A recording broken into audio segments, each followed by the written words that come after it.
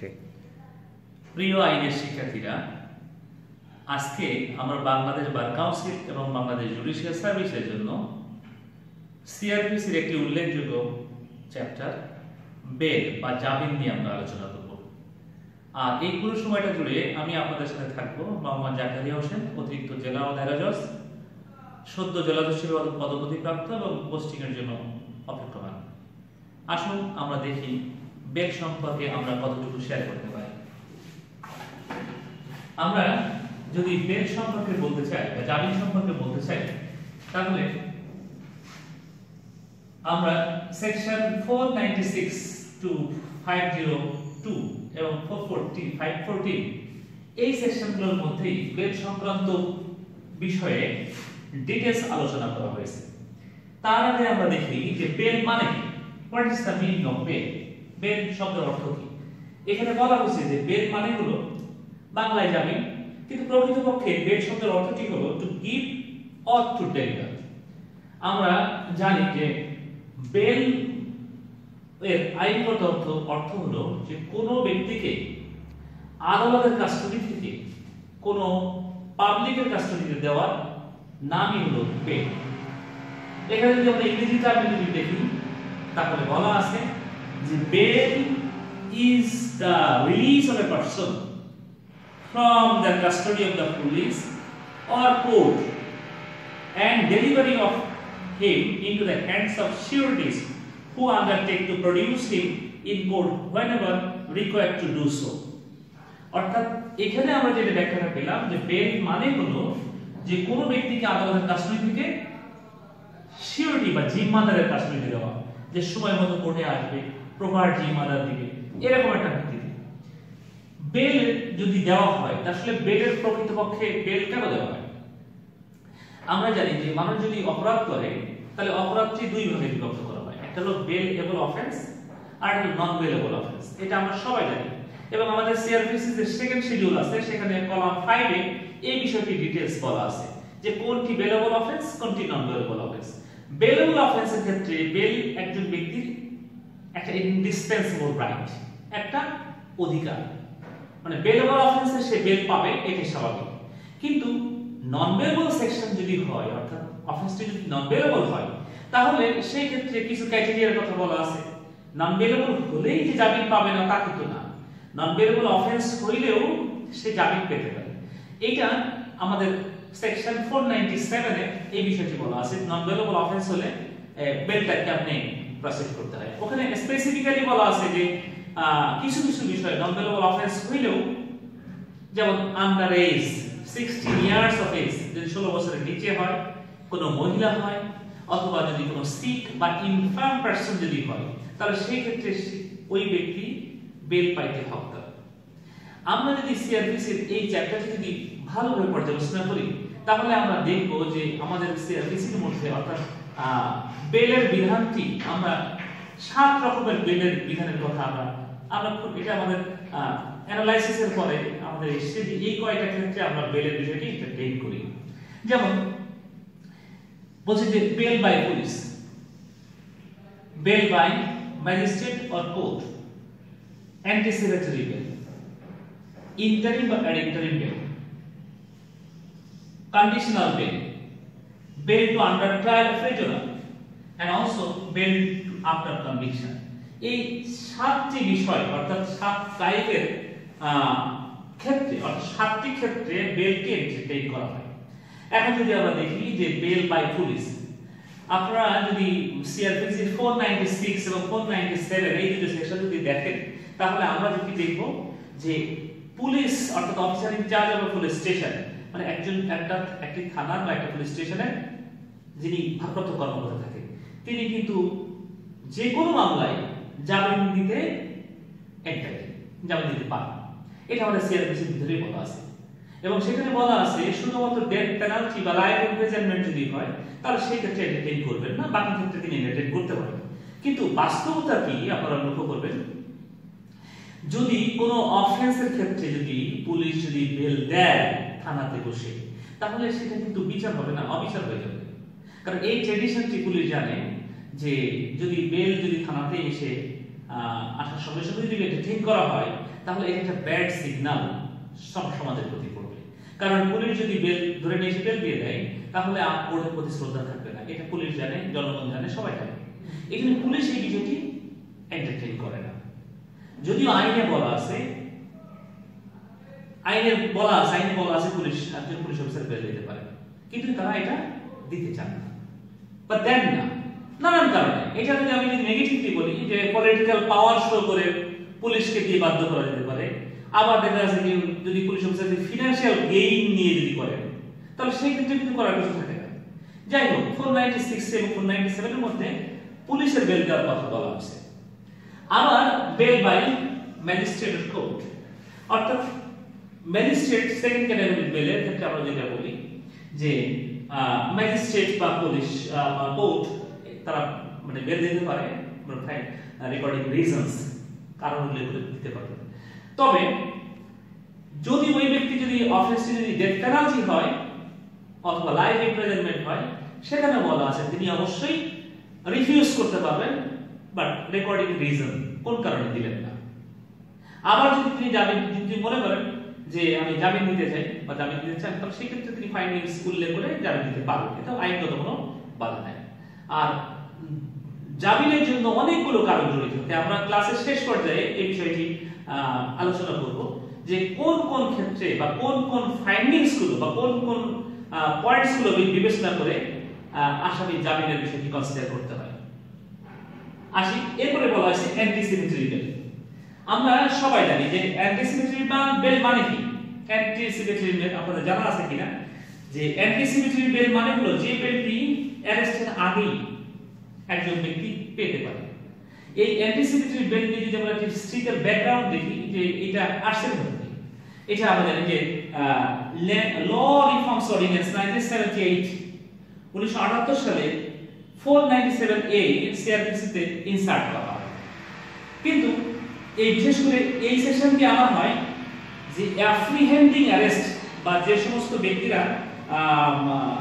অ্যারেস্টকে apprehend করে মহামান্য high court থেকে জামিন দিতেন, সেই মানে এই সেকশনটি অ্যাপ্লাই করে। কিন্তু এই সেকশনের মধ্যে লেভিশ এন্ড ইমপ্রপার ইউজ ছিল, মানে এই সেকশনটার যথেষ্ট ব্যবহার করা হয়েছে, ভালো ধরনের খারাপ ব্যবহার করা হয়েছে, যার পরিপ্রেক্ষিতে ইংরেজি 15/6/1982 তারিখে এই সেকশনটি বাতিল হয়ে যায়। আপনাদের মনে রাখতে হবে অ্যান্টিসিমেট্রি বেলের এই যে সেকশনটি 497A 15/6/1982 সালে এই সেকশনটি বাতিল হয়ে যায়।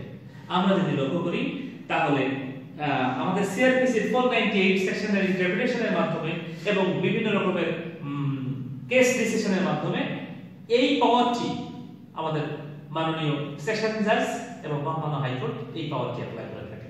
আমরা জানি হাইকোর্ট থেকে অগ্রিম জামিন নিয়ে আসেন, এই অগ্রিম জামিনটাকে বলা হয় অ্যান্টিসিমেট্রি বেল। আসুন, এরপরে বলা হচ্ছে ইন্টারিম অর এডিটারিম বেল। এই এডিটারিম বেল মানে অন্তর্বর্তীকালীন জামিন। আপনাদের জানা আছে কিনা সিআরপিসি একটি উল্লেখযোগ্য সেকশনটির নাম হলো সেকশন 86 সেকশনের মধ্যে বলা আছে যে যদি কোনো আসামি অন্য ডিস্ট্রিক্টের আসামি যদি ধরেন মানে খুলনাতে ধরা পড়ে, তাহলে এই ব্যক্তিকে কোথায় প্রডিউস করবে? আর খুলনা আদালতে। তারপরে সেই মনে করেন যে গোপালগঞ্জের আসামি প্রকৃত আসামি যদি গোপালগঞ্জের হয়, তাহলে গোপালগঞ্জের এখান থেকে ফরওয়ার্ড হয়ে যাবে। কিন্তু এই ব্যক্তির জামিন কি খুলনাতে সম্ভব কিনা? আইন বলতেছে ইয়েস, এই সেকশন 86 অ্যাপ্লাই করে এই অন্তর্বর্তীকালীন জামিন দেওয়ার সুযোগ আছে। কে দিতে পারবেন? যেমন chief metropolitan magistrate, chief judicial magistrate, session জাজ, মানে এই জাজ সাহেবদেরকে এই ক্ষমতাগুলো দেওয়া হয়েছে। তবে স্পেশালি যদি কোনো ম্যাজিস্ট্রেট বা জাজ যদি এই পাওয়ারটি অ্যাপ্লাই দেওয়ার ক্ষমতা থাকে তাহলে তিনি দিতে পারবেন, এটা আইনগত কোনো বাধা নেই। অর্থাৎ এই ইন্টারিম বা ইন্টারিম বেল দেওয়ার সুযোগ আছে। আরেকটি বেলের কথা আমরা আগেই বলছিলাম যে কন্ডিশনাল বেলের কথা। এই কন্ডিশনাল বেল মানে হলো শর্তযুক্ত জামিন। আইনের বিধানের মধ্যে শর্তযুক্ত জামিন দেওয়ার কোনো আইনগত সুযোগ নাই, কিন্তু কিছু কিছু ক্ষেত্রে আমরা আদালতে এটা প্র্যাকটিস, আদালতের প্র্যাকটিস, যেমন যদি যৌতুকের মামলা হয়, তাহলে যৌতুকের মামলা হলে আমরা অনেক সময় বলি যে তুমি আপোষ করে চলে যাও। হাজবেন্ডকে আমরা এই শর্ত দিয়ে দেখি যে তুমি আপোষ করে আসো, নেক্সট ডে অন্তর্বর্তীকালীন জামিন দেবে, তুমি আসো, আপোষ করে আসো। অনেক সময় আপোষে ব্যর্থ হলে আমরা কাজটি করি। আমি এটাকে যেহেতু মানে অনেক সময় জাজ হিসেবে দায়িত্ব পালন করেছি, ম্যাজিস্ট্রেট হিসেবে দায়িত্ব পালন করেছি, এই এক্সপেরিয়েন্সের আলোকেই আমি মনে করি যে কন্ডিশনাল বেলের অস্তিত্ব আছে। আমরা অনেক সময় যদিও কন্ডিশন দিয়ে কখনো বেল হয় না, এটা সম্পূর্ণ ইলিগাল বলা হয়, কিন্তু প্র্যাকটিস টাইপে এরপরে যে বেলের কথা বলা থাকে সেটা হলো যে bail to under trial prison. আপনারা সবাই জানেন যে সিআরপিসি 339 এর সি নম্বর সেকশনে বলা আছে যে একটি মামলার ট্রায়াল কতদিনে শেষ হবে, অর্থাৎ ম্যাজিস্ট্রেট কোর্টে একটি মামলা শেষ হয় 180 দিনের মধ্যে। অন্যদিকে সেশন জাজ কোর্টের মধ্যে সেশন জাজে যে মামলাটি হয় সেই মামলাগুলো নিষ্পত্তি হয় 360 দিনের মধ্যে। এই টাইমের মধ্যে যদি কোনো আসামিকে যদি জামিন দেওয়া হয়, অর্থাৎ যেটা আন্ডার ট্রায়াল প্রিজনার, সেই ক্ষেত্রে আমরা এই বেলটার বিষয়টি আমরা খুঁজে পাই যে আন্ডার ট্রায়াল প্রিজনার এর বেলের কথা বিবেচনা করি। আমরা এরপরে বলছি যে bell after conviction.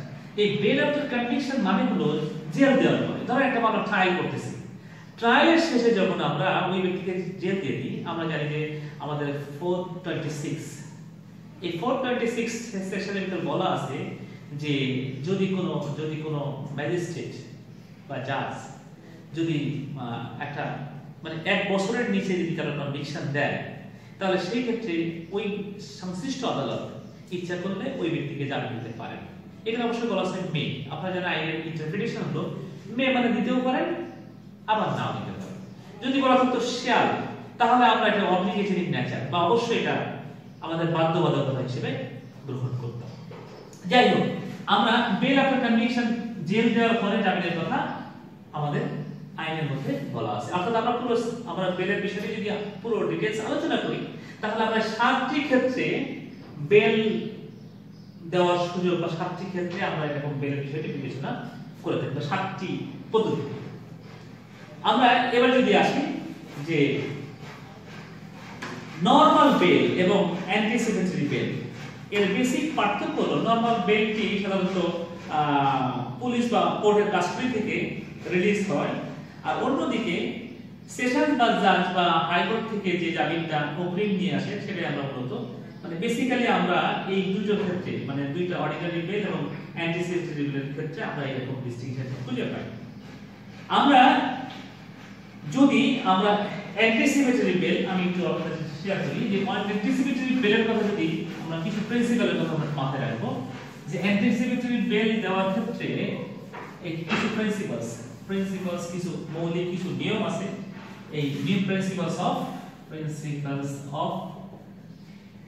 Anticipatory bail আমি আগে দেখিয়েছিলাম যে অ্যান্টিসিপেটরি বেল দেওয়ার প্রভিশনের কথা বলেছিলাম, কিন্তু প্রিন্সিপালস এর কথাগুলো শেয়ার করি না। আমরা শেয়ার করি যে অ্যান্টিসিপেটরি বেলের ক্ষেত্রে এখানে অবশ্যই বলা আছে 1983 সুপ্রিম কোর্টের পেজ নাম্বার 82 পিএলবি, সেখানে বলা আছে যে অ্যান্টিসিপেটরি বেল সাধারণত দেওয়া হয় যদি কোনো ব্যক্তিকে আলটেরিয়র মোটিভ নিয়ে অ্যারেস্ট করার, অর্থাৎ কোনো পলিটিক্যাল পারসন যদি তার পার্সোনাল রেপুটেশন ব্রেক করার জন্য অথবা পলিটিক্যাল কনসিডারেশনের জন্য যদি তাকে অ্যারেস্ট করার একটা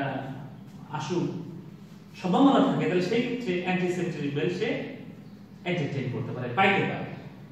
আবার বলা আছে যে অ্যান্টিসিপেটরি বেলের ক্ষেত্রে ওই ব্যক্তিকে অবশ্যই কোর্টের সামনে পার্সোনালি অ্যাপিয়ার থাকতে হবে। তারপরে বলা আছে যে কোর্ট অফ সেশনস এবং মহামান্য সুপ্রিম কোর্ট হাইকোর্ট ডিভিশন এই অ্যান্টিসিপেটরি বেলটি এন্টারটেইন করবে। আমরা অ্যান্টিসিপেটরি বেলের এই কথাগুলোর পাশের পরে আমরা যে বিষয়টি আমাদের মাথায় আসতে হবে সেটা হলো যে বেল পিটিশন দেওয়ার সময় অথবা বেল হিয়ারিং এর সময় কোন কোন গাইডিং প্রিন্সিপালস আমাদের প্রয়োজন হয়। গাইডিং প্রিন্সিপালস খুবই গুরুত্বপূর্ণ। আমি মনে করি প্রিয় শিক্ষার্থীরা, আপনাদের সহ যারা আইনজীবী আছে, নতুন যারা আইনজীবী আছে, তারা অবশ্যই মাথায় রাখবেন যে বেলের ক্ষেত্রে গাইডিং প্রিন্সিপালস গুলো কি কি। আমি আপনাদেরকে যে জিনিসগুলো আমি বোর্ডে লিখব, আপনারা আমি আশা করব যে আপনারা এটা নোট ডাউন করবেন। কারণ হলো কি আমি বলেছিলাম ক্লাসের শুরুতে বলেছিলাম যে কোন কোন ক্ষেত্রে বা কোন কোন বিষয়টি বিবেচনা করে বেলের বিষয়টা এন্টারটেইন করা হয়। আসলে আমরা দেখি 1 নম্বর যেটা সেটা হলো যে নাম্বার 1 প্রাইমা ফেসি। Prima ফেসি case. আপনাদের জানা আছে যে প্রাইমা ফেসি কেস মানে হলো যে একটা মামলাতে আপনাদের এফআইআর বা নালিশ দরখাস্ত দেখে যদি মনে হয় যে প্রাইমা ফেসি পজিটিভ অর নেগেটিভ, অর্থাৎ আসামির পক্ষে যদি প্রাইমা ফেসি থাকে তাহলে সেটি বেল পাবে, আর যদি আসামির বিপক্ষে থাকে তাহলে সেটি বেল পাবে না। তাহলে এই বিষয়টি অবশ্যই মাথায় রাখতে হবে। নাম্বার 2, নো স্পেসিফিক ওভারটেক্ট। স্পেসিফিক ওভারটেক্ট, স্পেসিফিক ওভারটেক্ট আপনাদেরকে মনে রাখতে হবে। ওভারটেক্ট, এই স্পেসিফিক ওভারটেক্ট মানে হলো যে সুনির্দিষ্ট অভিযোগ, অর্থাৎ যদি ধরেন এক্স ওয়াই জেড তিনজন আসামি, তারা তিনজনই একজন ব্যক্তিকে আহত করলো। এখন একজন ব্যক্তি দা দিয়ে কোপ দিল মাথায়, একজন দিল লাঠি দিয়ে পায়, আর একজন সাইলেন্ট দাঁড়িয়ে থেকে সহযোগিতা করেছে। এখন বলুন, যিনি কোপ দিলেন আর যিনি পায়ে বাড়ি দিলেন আর তিনি দাঁড়িয়ে থাকলেন, এই তিনজনের অপরাধ যদিও 34 অনুযায়ী সেম, তারপরেও কিন্তু স্পেসিফিক্যালি ওভারটেকটা আমরা বিবেচনা করি। অর্থাৎ ওই যিনি মাথায় কোপ দিলেন তার বেল্টটি আমরা অথবা দিতে চাই না, আবার যিনি পায়ে লাঠি দিয়ে বাড়ি দিলেন তার হয়তো দিতে চাই, কারণ তার অফেন্সটা বেলেবল সেকশনের ভিতরে পড়ে যায়। আবার যিনি দাঁড়িয়েছিলেন তারটাও একই রকম। এই জন্য স্পেসিফিক ওভারটেকটি এটা অবশ্যই বিবেচনা করতে হবে, কারণ স্পেসিফিক ওভারটেক বিবেচনা না করলে আদালত জামিন দিতে পারবেন না। তারপরে বলেছে নাম্বার 3 বলছে benefit of doubt. Benefit of doubt, benefit of doubt মানে সন্দেহ। বেনিফিট অফ ডাউট সন্দেহ সুবিধা, সন্দেহের সুবিধা। বেনিফিট অফ ডাউটটা এটা সবসময় আসামির পক্ষে যায়। তো একটি মামলায় যদি আসামি আপনার আছে, আপনার যদি একজন আসামি যদি সে যদি অফেন্স করেছে কিনা, যদি আমি অনেক সময় জানি যে অনেক অফেন্স আছে রাখা বন্ধ করে পায়, এখন আপনাদের একজন ব্যক্তির বিরুদ্ধে কোনো কিছু পেলেন না, ধরে নিয়ে আসলেন, তাহলে আমরা ধরে নিই যে অফেন্সটি যদি সুনির্দিষ্ট সাক্ষ্য প্রমাণের ভিত্তিতে হয় তাহলে সেক্ষেত্রে ডিফারেন্ট থিংস। যদি না থাকে তাহলে সন্দেহের তালিকা, সন্দেহের যে বেনিফিটটা এটা আসামি পক্ষ পাইতে পারে। অর্থাৎ এই বেনিফিট অফ ডাউটও বিশেষ করে জামিন বা জামিন বিবেচনার সময় একটি কনসিডারেবল একটা পয়েন্ট। এরপরে বেনিফিট অফ ডাউটের কথা বলছিলাম। নাম্বার 4, আমরা যদি দেখি যে 4 নম্বর কোন পয়েন্ট বিবেচনা করা যায়, a person under age and sick and infirm person, এমন ব্যক্তির জামিনের বিষয়টি বিবেচনা করার কথা বলা হয়েছে। এটা অবশ্যই একটা ব্যক্তি যদি 16 বছরের নিচে হয়, অথবা যদি তিনি অসুস্থ মানুষ হয়, অথবা যদি তিনি মহিলা হন, তাহলে সেই ক্ষেত্রে তার বিষয়টি and also women, যদি মহিলা হয় তাহলে সেই ক্ষেত্রে তার জামিনের বিষয়টি বিবেচনা করার কথা বলা হয়েছে। তারপর আরেকটি পয়েন্ট যেটা আপনার number 5, delay in lodging FIR. Delay in lodging FIR মানে হলো যদি এফআইআরটি করতে দেরি হয়, তাহলে দেরি হলে কিন্তু আপনার দেরি যদি হয় তাহলে সেক্ষেত্রে কিন্তু সন্দেহ তৈরি হয়, কারণ ঘটনা আজকে ঘটবে সঙ্গে সঙ্গে এফআইআর হবে। যখন 2 দিন 5 দিন 10 দিন 15 দিন 20 দিন 30 দিন যখন দেরি হবে তখন বলবে এটা কোশ্চেন অফ ফ্যাব্রিকেশনস, মানে এটা নতুন করে তৈরি করা, কাউকে ষড়যন্ত্রমূলক করে দেওয়া, এরকম স্কোপ থাকে। তো ডিলে যদি হয় তাহলে সেই ক্ষেত্রেও আমরা দেখি যে এই বিষয়টি অর্থাৎ বেলের ক্ষেত্রে এই বিষয়টি বিবেচনা আনতে হয়। প্রিয় শিক্ষার্থীরা, আমাদের আজকের সময় স্বল্পতার কারণে আমরা এই বিষয়গুলো অর্থাৎ বেলের এই পয়েন্টগুলো পরবর্তী ক্লাসে আমরা আলোচনা করব। আগামী ক্লাসে আমি আলোচনা করব। আজকে এই পর্যন্তই শেষ করছি। আপনারা সবাই ভালো থাকবেন, সুস্থ থাকবেন এই কামনা করে আজকে ক্লাস থেকে বিদায় নিচ্ছি। আল্লাহ হাফেজ।